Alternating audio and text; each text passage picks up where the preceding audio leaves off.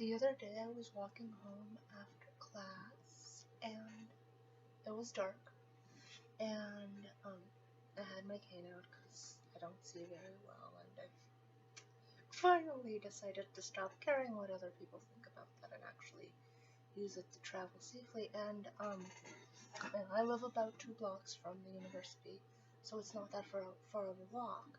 But what I was thinking while I was walking is whether or not people with disabilities are more or less likely to be targeted for things like violent crime and the kinds of things that people might expect to happen, on a dark street at night.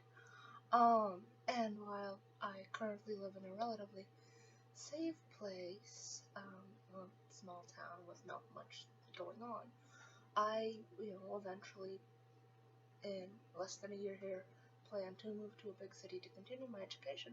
And so that thought just occurred to me of, whether using the cane, is really way for, a way to make myself a target for others, or if it actually does make traveling safer.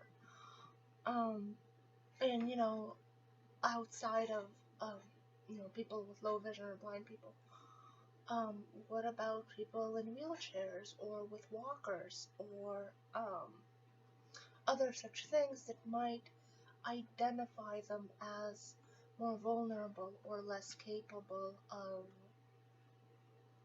defending themselves? So I kind of just wanted to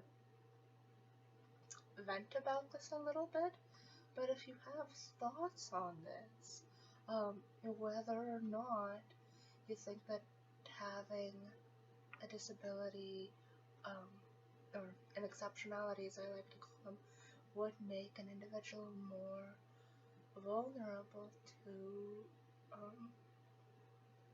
crimes like that. Kind of like maybe the bad guys are picking the weaker animal out of the pack, or that's the best analogy I can think of right now.